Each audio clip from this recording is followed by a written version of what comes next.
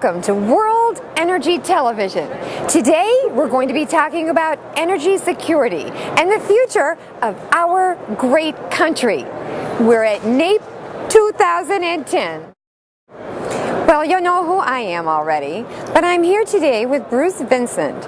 He's the president of Swift Energy and the chairman of IPAA.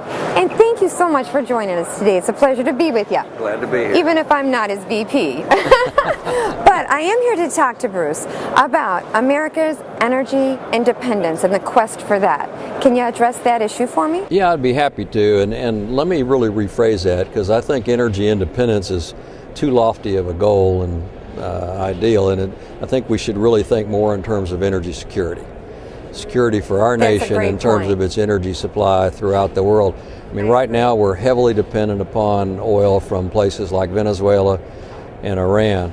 And sometimes when I look at the current administration's energy strategy, it looks like it was one recommended by Hugo Chavez or President Ahmadinejad. You could almost put a map of where the energy is getting drawn from and a map of our enemies, and a template would lay over. It's very scary.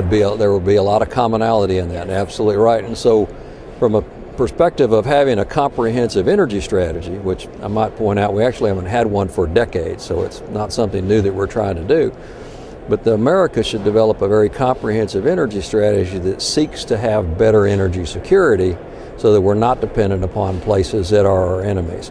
Not only are they our enemies, but in the process of importing so much oil from them, we're sending hundreds of billions of dollars to help fund their activities. That could be given to Americans for jobs. What can we do to change it up? Well, one of the things is, quite frankly, leave our industry alone. I mean, what the current administration has done is he's come in and threatened to take every single tax benefit that the industry has and take it away.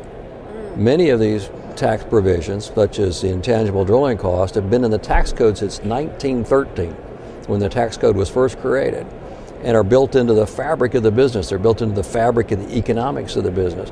Right. If you took some of that away, it would make many of the projects that our industry invests in uneconomic.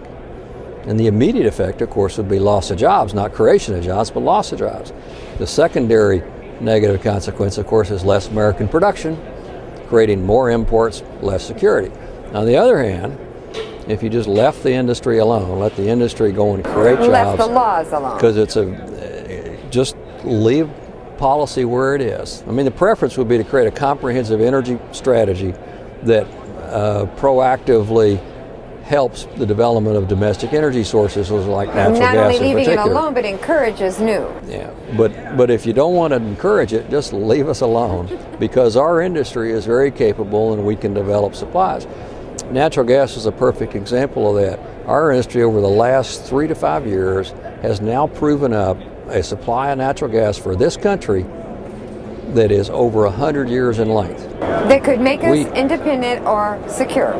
Yeah, independent would be difficult to do, because that would mean everything would have to run off natural gas. But having that abundant supply of natural gas means it becomes reliable, it's affordable, it's abundant, and it's American. You betcha. And that's really important. And it also, in the development of that, you provide thousands of jobs across America as you develop these resources.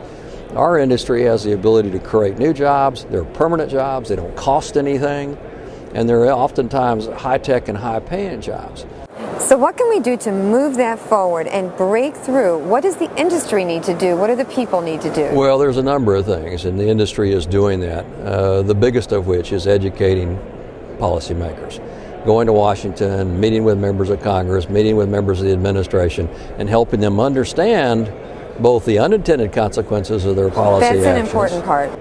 As well as the consequences of better policy, and how the industry can create jobs for America that are high-paying technological jobs, but also how the industry can supply more oil, more natural gas that's American, that can help improve energy security, but also reduce imports. The base is education here that you're speaking from. That's a task. One of the things that's unfortunate in today's world, it seems like people want to demonize certain people or certain sectors. They've demonized bankers, they've demonized speculators, they've demonized lobbyists. Lobbyists, and I'm not a lobbyist, I'm a businessman, but what lobbyists are is educators. Their role is to go to Washington, talk to policymakers, and help educate them about that particular business, whether it's an agricultural business or manufacturing, or in our case, almost like a translator of languages. That's exactly right, because you can't, I mean, the members of Congress are members of Congress. They're politicians. That's what they know. They don't know about the different industries, so someone has to help educate them. You know, we all have certain fantasies in life, and one of mine is actually to live in a Star Trek world where you had a simulator, and we could throw some of these people into this simulator, dial their policies in, flash it forward 20 years, and show them what the world would be like before they actually implement the policies. Because if they actually saw what the world would look like, you would hope that they wouldn't allow America to go down that path.